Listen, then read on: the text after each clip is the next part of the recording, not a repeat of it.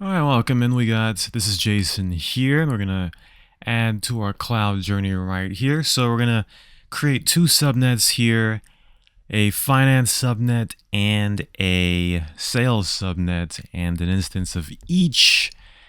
And we will try to delegate access to that sales subnet. So right now we are creating a virtual cloud network here. We're creating a VCN called VCN mod 3, same CIDR block as we see on the other one, but we're going to use VCN mod 3 for this one. So now here we're going to create two subnets here, the finance subnet and the sales subnet on the VCN mod 3 virtual cloud network here, and we have it here in the shell file here. We need to get the compartment ID for our resource compartment. We need to get the VCN ID for the VCN, the route table ID, and security list ID in order to run this, and the availability domain to put it on as well. Got to change that comment from finance to sales, and then we will run it in VS Code and create both subnets. All right, so we've run the command there. There's the first subnet and the second subnet right there. Display name shown on all that. And now when we go to subnets on the GUI, we see sales and finance right there. Finance the 10.0.1.0 block, and finance with the 10.0.2.0 block. So now we're going to create a security list for both the sales and finance section right here. We need to have the compartment ID, the VCN, OCID, of course, and we need our local public IP address right here. For sales, we're going to allow port 22 on your public IP address and allow all traffic to go out to the internet. However, on the finance security group, if there are any private IPs that are on the sales subnet, they'll be able to access the web app over port 80 internally. We had some issues there for whatever reason, though. The script wouldn't add the security list, so we're going to do it in the GUI here. So again, in the sales subnet, we will enable ourselves through our own public IP to SSH into the instance that is created under the sales subnet and allow our outbound traffic to go to the internet, while for the finance security list, we'll do the same thing, but anyone under the sales subnet will also be able to access the web app.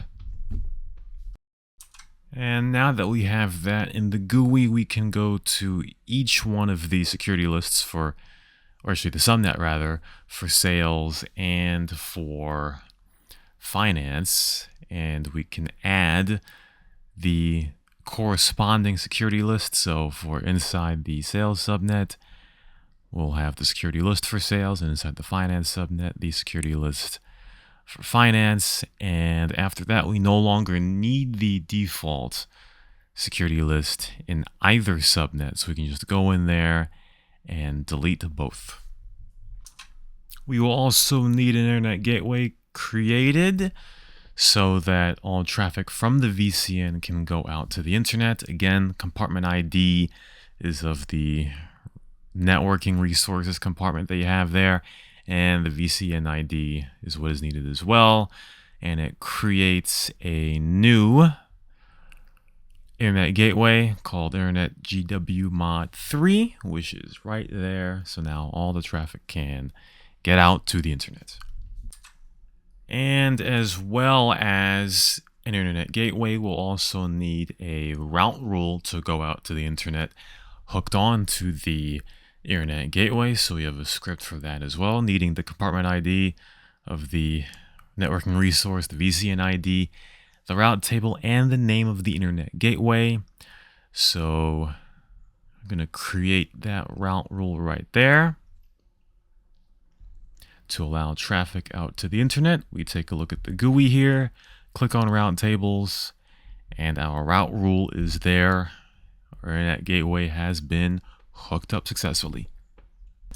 So just to verify again, as we go into our security lists, we want to make sure in sales we have our public IP to be able to SSH into the instance, and also same thing for finance. If we have a private IP inside sales, then they should be able to access the app through HTTP. So now is the fun part. We're going to create two VMs, one called finance and the other called sales, the finance VM and the sales VM. We got to take a look and make sure everything is up to date on the code here. So we need the compute compartment ID and the network compartment ID here. The name of the VCN, the name of the subnet we're going to create the VM on, the name of the instance. We want to shape it so that it is on the free image.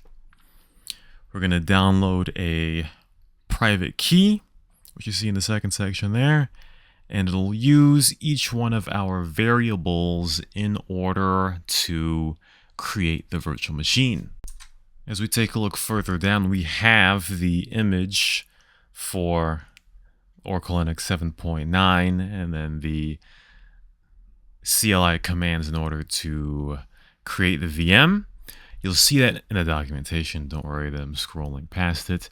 So the VM is being created. Of course, we need the VCN OCID, the subnets, the availability domain that this will be under, that'll allow the free instance, and it'll create it. It had a little bit of a weird part of the code here, but we'll come back when it is open.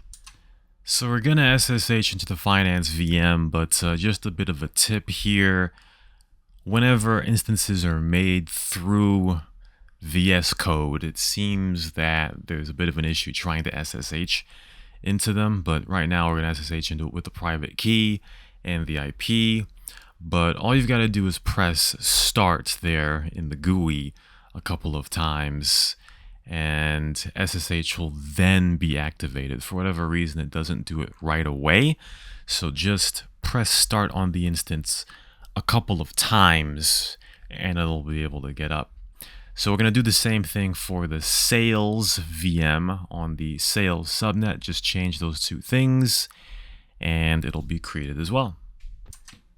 Sales VM now is provisioning, and it is on the 10.0.2.0 subnet that we set up. As I said before, SSH is not going to work right away if you create these instances on through VS Code or through infrastructure as code. So you got to press start a couple of times and then try to SSH into it, and then you should be good.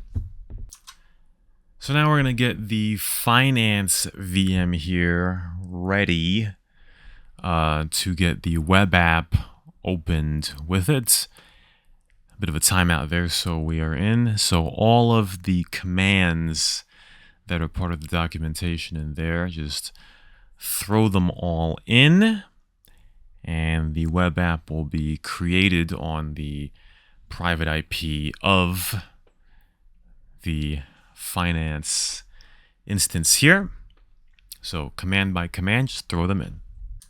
So now we can SSH into the sales VM, and I accidentally did both. I actually did the same commands for both VMs. Don't do that.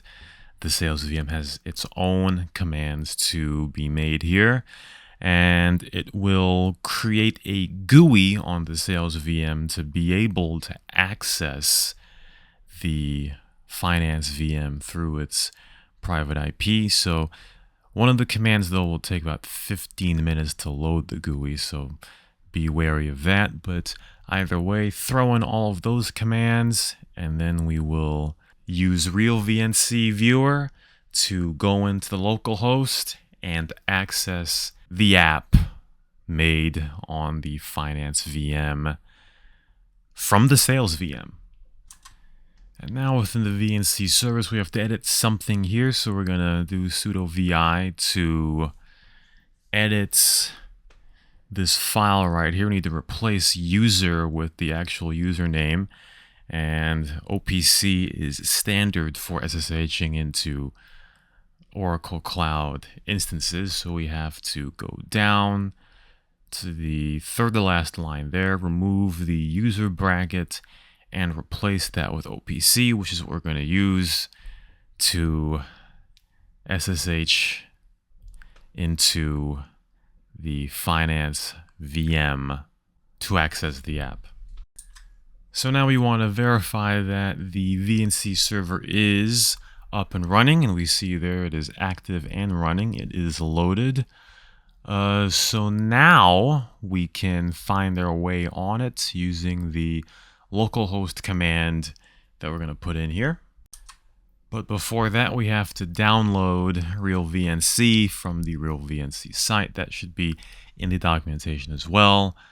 So download that and install it. Once that's done, we can cut the SSH connection to the sales VM, and we'll make a new one through localhost using the private key that we have right here. And now we'll be able to enter it instantly.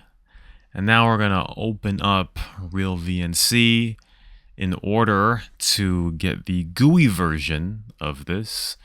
So we're going to add a new connection and throw in localhost at port 5901. Everything else here is good.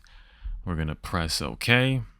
We're going to double click on that here. It says it's not going to be encrypted. That's completely fine for our use case here. So we're going to put the password in, which is welcome1, which is in the documentation, which was entered in when putting in a bunch of those commands there. So now we're on the welcome screen here, and we can just keep on going forward until it gets to the desktop. Just keep on pressing next. All right, so now we are SSH'd into the GUI through localhost here. We're going to open up Firefox, and you might wonder, this may take quite a while, but this is the free instance offered by Oracle. It only has 1 core. I think it only has 1 gig of RAM, so it kind of takes you back to 1999 with this, probably later on. So we will open up Firefox, well, when it comes up, and we will put 10.0.1.10 into the browser, and we'll wait until the app actually comes up. So there it is, folks. Everyone on the sales subnet, as we're connected to the sales VM, is able to access the finance web app right here through HTTP, as we typed in the private IP of the finance VM into the address bar. Now, just a bit of an extracurricular here. We're going to open up a terminal here and see if we can SSH as well into the finance VM, but we cannot, because if you remember, we allowed port 80 to be accessed from the sales VM, but we did not allow port 22 to be accessed from the sales VM. So only those inside the finance VM will be able to SSH into their own subnet, but for sales, they cannot. Jason again. We were able to deploy a web app to have different subnets, different departments access it. We'll see you next time.